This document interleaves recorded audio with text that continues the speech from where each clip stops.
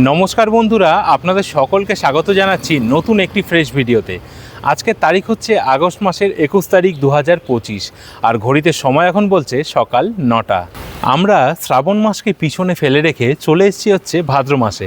আজকে কিন্তু ভাদ্র মাসের 4 তারিখ, শনিবার দিনকে কিন্তু রয়েছে ভাদ্র মাসের অমাবস্যা যে হয় তার পুজো। আজকে হচ্ছে বৃহস্পতিবার, শনিবার দিনকেই কিন্তু পুজো। যেহেতু ভাদ্র মাস চলছে তাই আজকে আমি চলে এসেছি দ্বিতীয় দক্ষিণেশ্বর মন্দিরে। এই মন্দিরটি কোথায় রয়েছে অবশ্যই কিন্তু আপনাদের একবার ডেসক্রিপশান বক্সটা চেক করতে হবে, তার কারণ সেখানে আমি সমস্ত ডিটেলস কিন্তু দিয়ে রেখেছি। তবুও একবার আপনাদের বলে দিই, এই দ্বিতীয় দক্ষিণেশ্বর মন্দিরটি কিন্তু রয়েছে ডানকুনিতে, আর এই মন্দিরের নাম হচ্ছে রামকৃষ্ণবাটি শিবকালী মন্দির। তাহলে চলুন আর ভিডিওটিকে বেশি বাড়াচ্ছি না, সরাসরি মন্দিরটি আপনাদের সামনে তুলে ধরছি। বন্ধুরা, এই রয়েছে মন্দিরের প্রবেশদ্বার। আমি কিন্তু একদম সোজা নেমেছি, টোটো করে চলে এসেছি ডানকুনি জাংশন স্টেশন থেকে। টোটো ভাড়া নিয়েছে আমার 20 টাকা, এবং ডানকুনি জাংশন থেকে এই মন্দিরের দূরত্ব মাত্র কিন্তু 3 কিলোমিটার। আর মন্দির থেকে আপনারা যখন ভিতরে ঢুকে আসবেন, দুপাশে কিন্তু দেখতে পারবেন এরকম নাম না জানা অসংখ্য কিন্তু ফুলের গাছ রয়েছে। দেখতে পাচ্ছেন আপনারা, অসংখ্য কিন্তু এরকম ফুলের গাছ রয়েছে। আর এ পাশটা কিন্তু পুরোটাই কিন্তু বাগান বা জঙ্গল রয়েছে, নানান ধরনের কিন্তু এরকম গাছ রয়েছে। আর সামনেই আপনারা দেখতে পারবেন, এই দেখুন অসাধারণ মন্দির।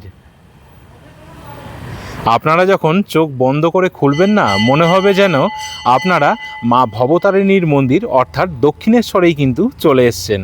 আর এই মন্দিরের বাদিকেই আপনারা দেখতে পারবেন, এখানে কিন্তু ছোট্ট একটি কিন্তু এরকম ফুলের বাগান রয়েছে।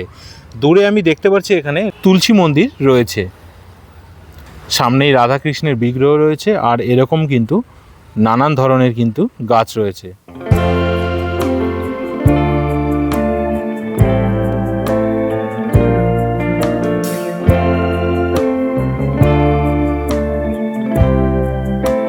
এই যে মন্দির আপনারা দেখতে পাচ্ছেন, এই মন্দির কিন্তু দক্ষিণেশ্বর মায়ের যে ভবতারিণীর মন্দির রয়েছে সেই মন্দিরের আদলেই কিন্তু তৈরি করা হয়েছে।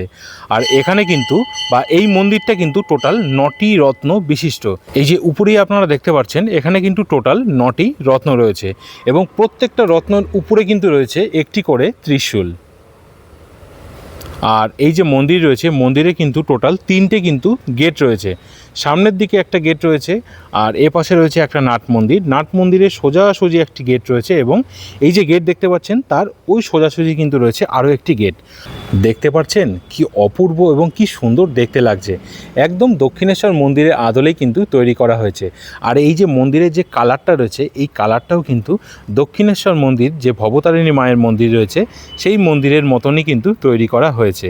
আর এ পাশেই দেখতে পাচ্ছেন এখানে কিন্তু রয়েছে ছোট্ট একটি বজরংবলীর মূর্তি।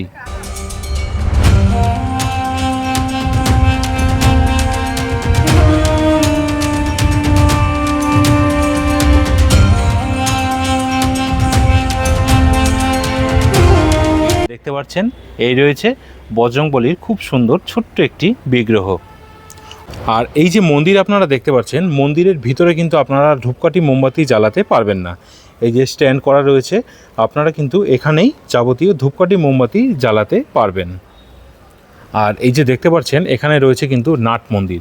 কতটা বড় দেখুন নাট মন্দিরটা, দেখতে পাচ্ছেন অনেকটা কিন্তু বড় এই নাট মন্দির। সোজা আপনারা দেখতে পাচ্ছেন একটা পুকুর রয়েছে, আর এপাশে আপনারা দেখতে পাচ্ছেন দুটো কিন্তু ডাস্টবিন দেওয়া রয়েছে। অবশ্যই মন্দির পরিষ্কার পরিচ্ছন্ন রাখবেন, এবং ময়লা কিন্তু এখানেই কিন্তু আপনারা ফেলবেন। আর এরকম লাইন দিয়ে কিন্তু বসার জায়গা করা রয়েছে।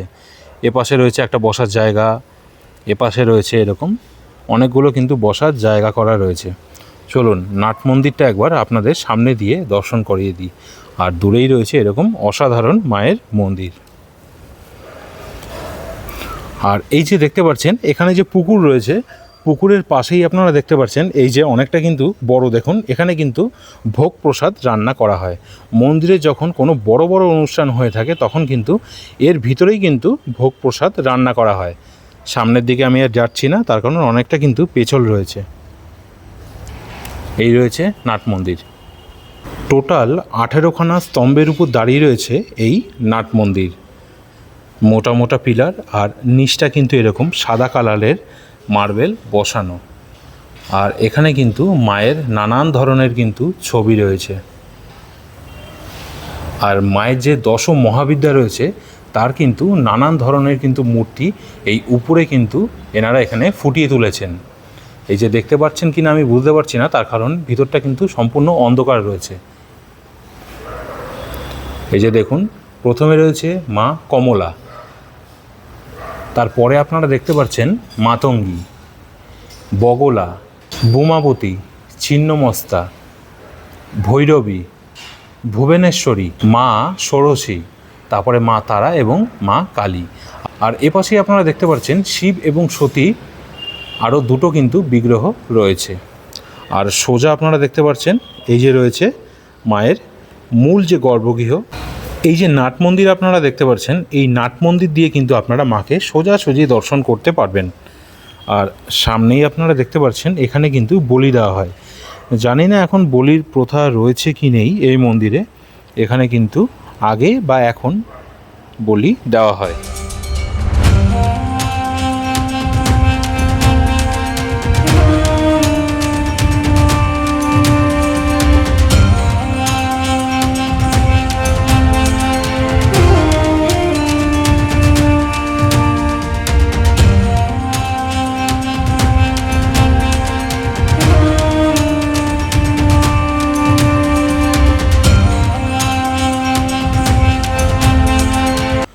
বন্ধুরা দেখতে পাচ্ছেন এই মায়ের বিগ্রহ, মাকে কি অপরূপ সুন্দর দেখতে লাগছে। মায়ের পরনে কিন্তু নানান ধরনের কিন্তু অলংকার রয়েছে। আর মায়ের যে পরনে শাড়ি রয়েছে, শাড়ির কালারটা শুধু দেখুন কি দারুণ দেখতে লাগছে। আর নিচেই আপনারা দেখতে পাচ্ছেন মায়ের পদতলে রয়েছে স্বয়ং মহাদেব, এবং একদম নিচের দিকে আপনারা দেখতে পাচ্ছেন রামকৃষ্ণ পরমহংসদেব, এবং একপাশে রয়েছে মা সারদা দেবী, এবং নিচে কিন্তু রয়েছে নারায়ণ শিলা, একটা পেতলের সিদ্ধিদাতা গণেশ ঠাকুরের বিগ্রহ কিন্তু রয়েছে।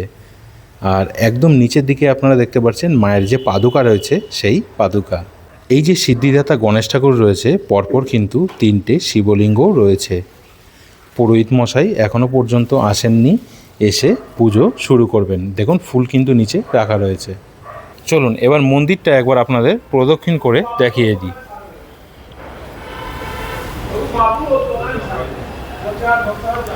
এপাশেও কিন্তু একটা গেট রয়েছে, আপনারা মাকে সাইড দিয়ে দর্শন করতে পারবেন।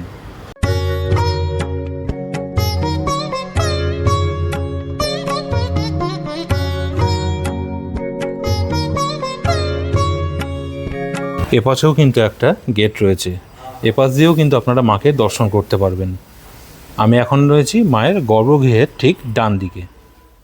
বন্ধুরা এই যে মায়ের যে মন্দির রয়েছে, মন্দিরের পিছনেই আপনারা দেখতে পারবেন এখানে কিন্তু এই যে মন্দিরের প্রতিষ্ঠাতা, এই যে দেখুন স্বর্গীয় হারাধন চক্রবর্তী, উনি 2009 সালে ডিসেম্বর মাসের 20 তারিখ কিন্তু মারা গেছেন।